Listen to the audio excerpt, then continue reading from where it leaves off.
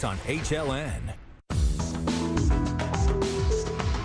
It is almost a year that Bonnie Lilts admitted to killing her 28-year-old severely disabled daughter, Courtney. She was born with a significant case of cerebral palsy. She couldn't walk, she could barely communicate, wasn't able to feed herself, couldn't wash herself. It was Bonnie who stepped in and did all of that. She feared she'd lose her battle with cancer and didn't want her daughter to return to an institution where she had once received poor care. Everyone is looking at this like, oh, it was a mercy killing, but this is murder. This woman is so narcissistically charged that it is all about her, that is her reflection in the eyes of that child, and when she's not there, this child is not allowed to be there either. This is the type of case that we should be doing probation as opposed to putting her in jail. An update to this tragic story. It sparked bitter debate amongst my guests here on this show.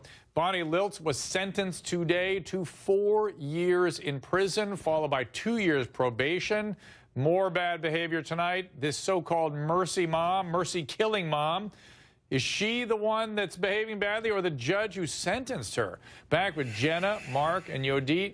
Yodit, there was a lot of controversy amongst my panelists about this. On one hand, we're setting a precedent that if the mother feels the child isn't getting adequate care or isn't going to have a quality of life, she can end the child's life, versus this woman was doing something for a child that had no quality of life. She had more than just cerebral palsy. She had severe developmental problems and was breaking down in the care that was being provided for her by the state.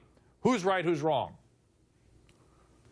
You know, I'm not going to say that the judge was wrong because there is a penalty range for a reason. So he was within that penalty range to sentence her to prison. However, I am surprised that the judge did give her 4 years in prison considering the factors. We have to look at cases on a case-by-case situation. And with prosecutors, they have a wide range of discretion, and with that discretion comes power. And the fact that the prosecutor reduced this charge to an involuntary manslaughter and then recommended not prison time but probation, and the defense attorney agreed. Normally when you have two sides agree, the judge kind of goes along with this. So for him to say, no, I'm not going to give her probation and give her time, was surprising to me because I think that that is a death sentence. She's not going to make it. She's got, what, cancer? No. Don't believe that. That's not true. She had ovarian cancer, was treated for it like 20 years ago. She's not going to die. She's had serious complications. No, she had complications. She had serious complications. Yeah, she had very serious complications. Fine, Dr. Drew, but at the same...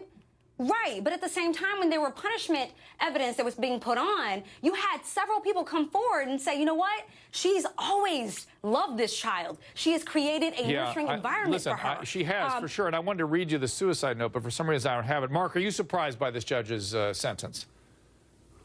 I am, and precisely for the reasons that were just articulated. Look, if you get a prosecutor who decides I'm going to reduce it to an involuntary manslaughter, which is basically of the big four, the lesser of all four opportunities to plea out a case, and the prosecutor recommends no time, and the defense goes into it agreeing, I don't know why the judge thinks at that point that it's a good idea to give 4 years. And I will criticize the judge. I think it was showboating. I think it was because there was so much media attention to it that this was going to be, I'm going to be hard on crime or this or that. I don't know that anybody believed that this woman had malice or that she had evil intent or that she had anything but the most compassionate reason. So why are we warehousing her for 4 years?